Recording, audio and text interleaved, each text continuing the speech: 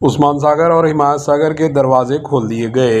बिलाई इलाकों में हुई बारिश के बाद शहर हैदराबाद के जुड़वा ज़ख़ीरे आब उस्मान सागर और हिमायत सागर की सतह में बतदरीज इजाफे के पेश नज़र दोनों रिजर्वायर्स के दरवाजे खोलते हुए पानी को छोड़ा गया। अहदेदारों ने उस्मान सागर के 6 दरवाजे और हिमायत सागर का 1 दरवाज़ा खोलते हुए पानी मूसी नदी में छोड़ा, जिसके बाद मूसी नदी में पानी की सतह बढ़ गई। अहदेदारों ने निचले इलाकों और बिलखुसूस मूसी नदी के कई हिस्सों में रहने वालों को चुस्क किया। मंगल की सुबह उस्मान सागर के 6 दरवाजे 2 फीट तक उठाकर 1428 क्यूस पानी को मूसी नदी में छोड़ा गया। Bureau report, AHN news.